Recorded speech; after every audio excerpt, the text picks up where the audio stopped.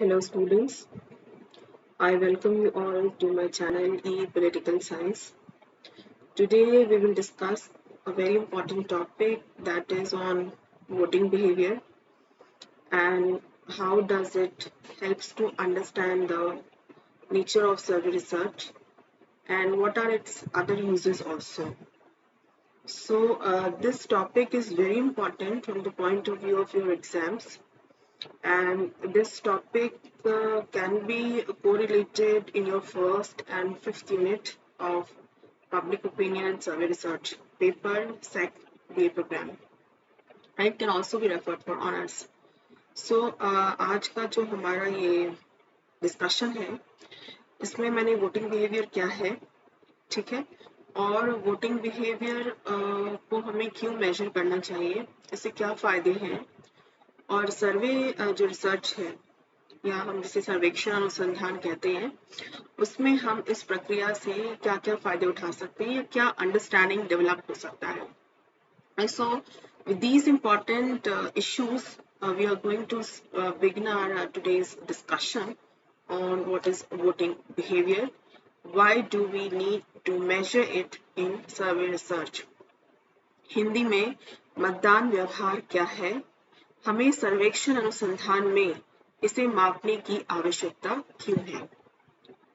ठीक है स्टूडेंट्स, तो पहला जो स्लाइड में आपको पॉइंट्स दिख रहे हैं वो डेफिनेशन के लिए है, क्योंकि एग्जाम में since you will be writing OBE अमोर, तो डेफिनेशन में सिर्फ डेफिनेशन नहीं लिखना होता है. हमें ये एक बहुत बड़ा एक कंफ्यूजन है, क्योंकि अगर फर्स्ट हाफ क्वेश्चन होता है डिफाइन और हमारे पास डेफिनेशन एक आधा होते हैं तो हम जस्टिफाई नहीं कर पाते अपने आंसर्स को. तो यू प्लीज एटलीस्ट आप इलेबोरेट कर सकते हो, डेफिनेशन से रिलेटेड कोई जनरल अंडरस्टैंडिंग भी है तो that also can be elaborated, ठीक है, rather than just panicking कि कंटेंट नहीं है इस पे. सो बेसिकली हम इसको समझेंगे कि डिफाइन कैसे किया जाता है या क्या हम क्या समझते हैं इसके बारे में, वोटिंग बिहेवियर किन चीजों में हमें हेल्प करता है. तो first of all understand the popular mode of the voters during the elections. अब इलेक्शंस के समय वोटर्स का मूड क्या होता है, कैसे वो वोट करते हैं. कभी कोई वोटर किसी पॉलिटिकल पार्टी को कर रहा है तो किसी साल वो उस पार्टी को ना देके किसी और को कर रहा है, या कभी कोई वोटर किसी मुद्दे पे कर रहा है तो कभी वो लीडरशिप क्वालिटी पे कर रहा है होता है. तो बेसिकली ये जो मूड स्विंग है वोटर्स का, या हम कह सकते हैं जो उनकी अंडरस्टैंडिंग है उस समय उस चुनाव में, और अभी आप चुनाव देख ही रहे हैं, वेस्ट बंगाल में भी चुनाव हो रहे हैं, असम में भी हो रहे हैं, और काफी एनालिसिस न्यूज आ रहा है. So you can stay connected, you can take newspapers and understand and correlate these issues, तो ज्यादा अंडरस्टैंडिंग आपकी क्लियर होगी. दूसरा पॉइंट है find out issues that would be crucial in the elections, क्योंकि चुनाव में कई बार मुद्दों के आधार पर चुनाव होती है.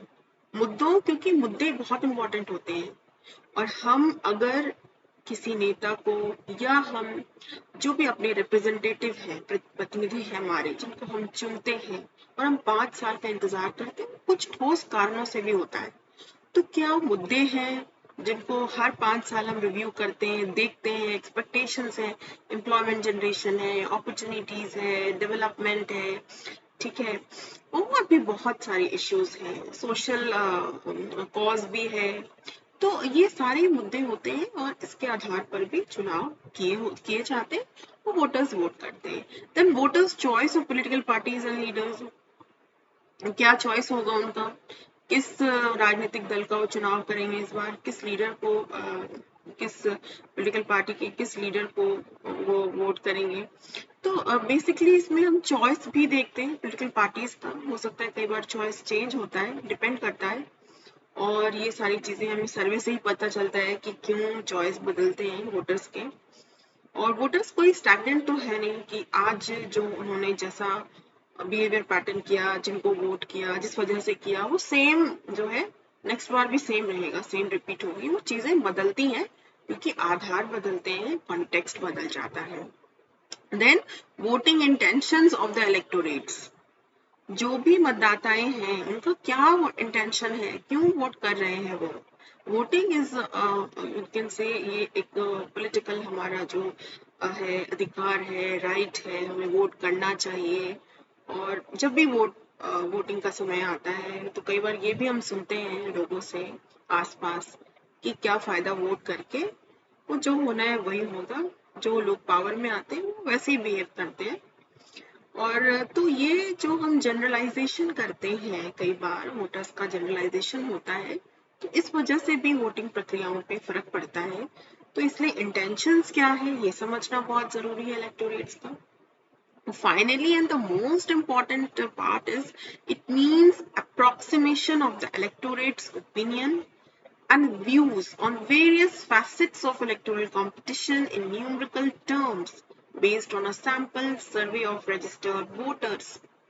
मतलब लास्ट में हम ये वो कर सकते हैं, जनरलाइजेशन कर सकते हैं कि वोटिंग बिहेवियर का जो मकसद है या मतलब जो है अप्रोक्सीमेशन है इलेक्टोरेट्स ओपिनियन का, कि जितने सारे ओपिनियन है उसको हम क्लब करते हैं, उसको अंडरस्टैंड करते हैं, रिलेट करते हैं, एनालाइज करते हैं कि क्या कारण है जो लोग ऐसे वोट कर रहे हैं। न्यूमेरिकल टर्म्स में हम उसको समझने की कोशिश करते हैं, परसेंटेज निकालते हैं, हो सकता है हम कंपैरिजन भी करते हैं 5 साल का, 10 साल का, कई बार 2 साल का।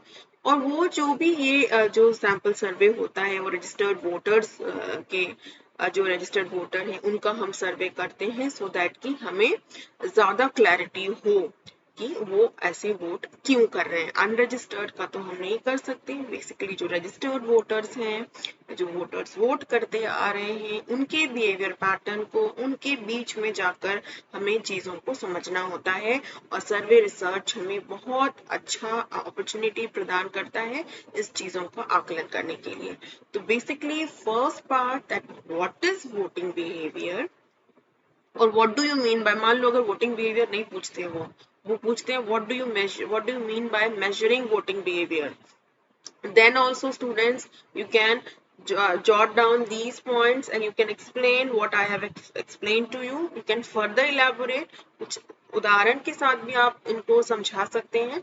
और फिर जो नेक्स्ट हमारा जो पार्ट है, reasons why we measure voting behaviour, क्या कारण है कि हम मतदान व्यवहार को समझने की कोशिश करते हैं, मापने की कोशिश करते हैं, उन मापदंडों को समझने की कोशिश करते हैं। कुछ तो कारण होगा ही।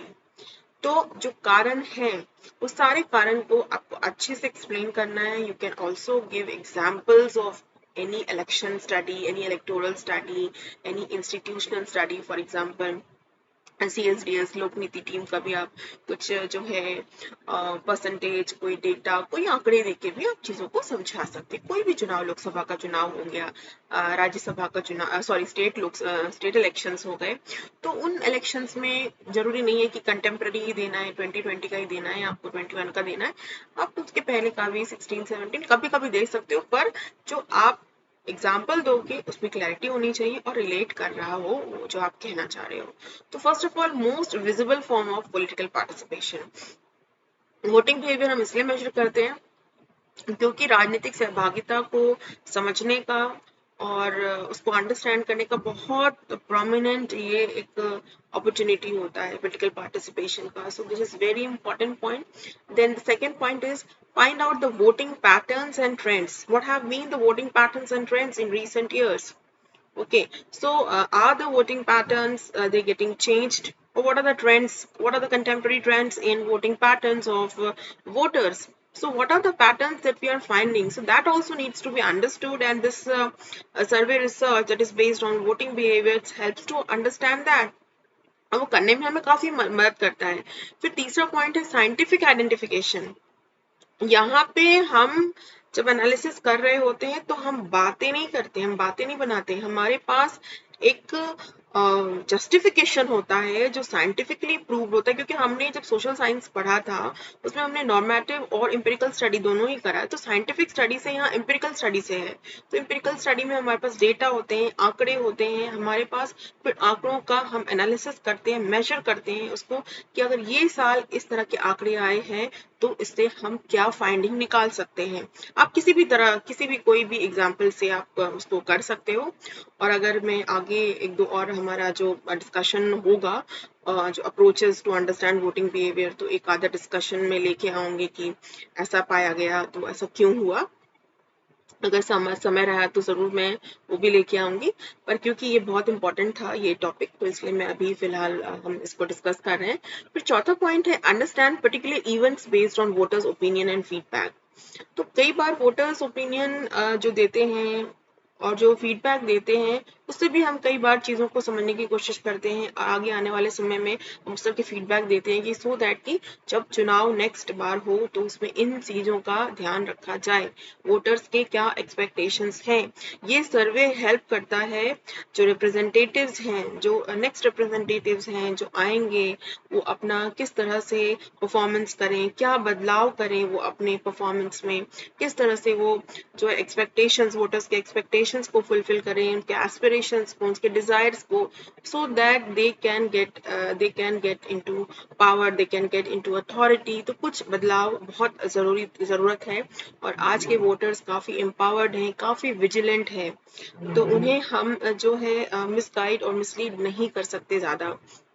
और फिर है factors which influence voters. Example हो सकता है कई बार मुद्दों का, इशू बेस्ड इलेक्शंस होते हैं, और कई बार जब चुनाव होते हैं तो कुछ लोग जो वोट करते हैं उनसे जब पूछा जाता है कि आप क्यों वोट कर रहे हैं, तो कई बार कहते हैं विकास के लिए वोट कर रहे हैं, हम एम्प्लॉयमेंट के लिए वोट कर रहे हैं, हम जो है नई अपॉर्चुनिटीज के लिए वोट कर रहे हैं। तो ये सारी बातें हैं। लोग आज जो कंजर्वेटिव इश्यूज हैं, रिलीजन इश्यूज है, या जो चीज़ों को हमें डिविजिव पॉलिटिक्स है, ये सारी चीज़ों पे लोग आज कम वोट करना चाहते हैं और करते हैं, क्योंकि जो उनका एक पॉजिटिव आइडिया जो है गुड इंडिया का और एक बेटर इंडिया का बनाने का, तो सबके अंदर वो है, और सब चाहते हैं कि हमारा भारत जो है बहुत आगे जाए, बहुत प्रोग्रेसिव हो। तो उसके लिए हम इश्यूज जो हैं, जो काफ़ी इम्पोर्टेंट है हमारे लिए, बरसों से हमारे लिए काफ़ी इम्पोर्टेंट रहे हैं, तो हम उनके आधार पर मतदान दें।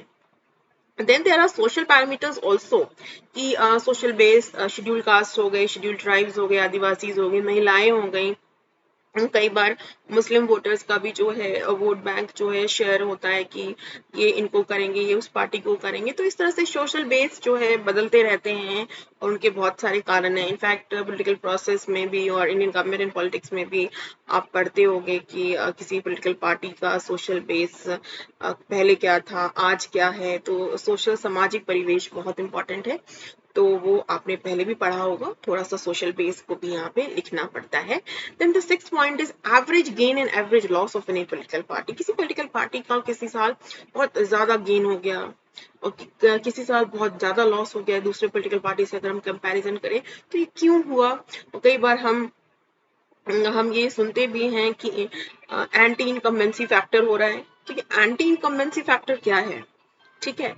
तो जो जिनको पहले बहुत ज्यादा वोट मिले थे उनको इस बार वोट नहीं मिल रहे, तो ये कारण भी हो सकता है चीजों को समझने का। And then the last and the most important point is normative study also.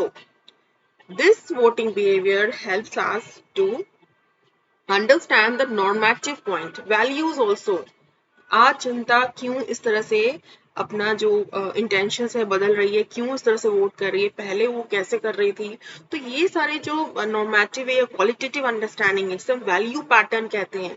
जरूरी नहीं है कि यहाँ पे हम सिर्फ क्वांटिफिकेशन कर रहे हैं। ये पूरे टॉपिक में, वोटिंग बिहेवियर के टॉपिक में, no doubt there is quantification, because we are scientifically trying to understand the variable, scientifically trying to understand the comparison या ईयर्स का जो भी एनालिसिस है वोटिंग पैटर्न्स का, टर्नआउट का, वो हम अंडरस्टैंड करते हैं एग्जिट पोल में, ओपिनियन पोल में।